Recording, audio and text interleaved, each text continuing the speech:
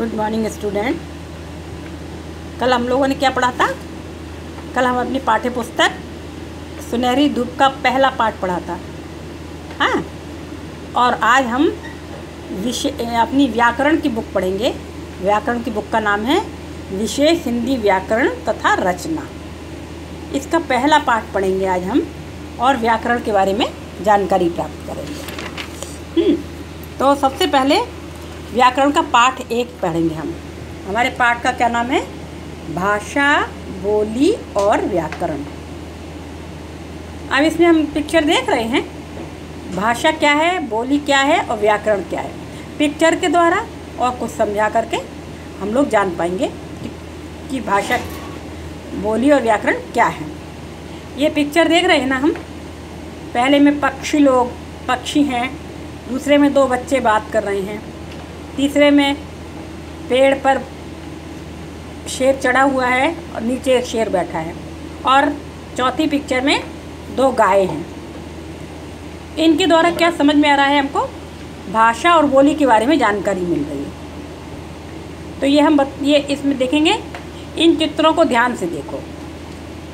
एक लड़का और एक लड़की बैठकर आपस में बातें कर रहे हैं। 2 कौवे गिलहरी को पकड़ने के लिए आपस में लड़ रहे हैं। 2 कबूतर एक दूसरे से कुछ कहते हुए दाना चुग रहे हैं। दूर खड़ा एक कुत्ता अपनी भौं भौं से पेड़ पर बैठे हुए बंदर को न जाने क्या कह रहा है। गौशाला की गायें भी रंभा रंभा कर कुछ कह रही हैं। हजारों लाखों पशु पक्षी हैं। उनकी अपनी अपनी बोलियां हैं जिनके द्वारा वे अपने सुख दुख भावों को प्रकट करते हैं। वे किसी विषय पर अपने विचार प्रकट नहीं कर सकते और न ही मनुष्य की भांति आपस में विचारों का आदान प्रदान कर सकते हैं। पशु पक्षी तो निश्चित ध्वनि ही निकाल सकते हैं। जैसे चिड़िया सदा ची ची ची ची ही करती है, मेढक सदा टर टर ही करता है। जीव जंतु अपने सुख दुख के भावों को ध्वनियों के माध्यम से ही एक दूसरे को समझाते हैं, जिसे हम क्या कहते हैं? बोली कहते हैं। जो जानवर आपस में बोलते हैं, पशु पक्षी जो आपस में बोलते हैं, उनको हम भाषा नहीं कहते। क्या कहते हैं? बोली। प्राणी जगत में मनुष्य ही एक ऐसा प्राणी है जो अपने विचार किसी को कह सकता है और दूसरों की बात समझ सकता है। इसे ही मनुष्य ने भाषा का नाम दिया है। जब मनुष्य आपस में हम लोग बात करते हैं तो हम अपनी बात दूसरों तक बता सकते हैं और दूसरों की बातों को भी हम समझ सकते हैं। तो इस जो बोल के समझा रहे हैं और हम दूसरों से समझ रहे हैं, इसको क्या कहा जाता है? भाषा कहते हैं। तो विचारों के आदान प्रदान को हम भाषा कहते हैं। क्या परिभाषा हुई इसकी? विचारों के आदान प्रदान को भाषा कहते हैं। भाषा के द्वारा हम बोलकर या लिखकर अपने भावों और विचारों का आदान प्रदान करते हैं। जैसे कुछ लोग हिंदी में और कुछ लोग अंग्रेजी एवं अन्य भाषाओं में अपने विचार प्रकट करते हैं, है ना। ये तो अलग अलग भाषाएं हैं, लेकिन अपने अपने विचार प्रकट करते हैं ना। अब भाषा के रूप, भाषा के प्रकार। भाषा कितने प्रकार की होती है? हम अपने विचारों को 2 रूप में प्रकट कर सकते हैं। एक तो मौखिक रूप से बोलकर और दूसरा लिखित भाषा लिखकर। लिखित भाषा का महत्व। अब लिखित भाषा का क्या महत्व है?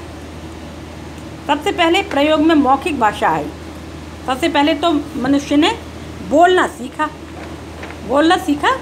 और बोल करके अपने विचार एक दूसरे से प्रकट किए।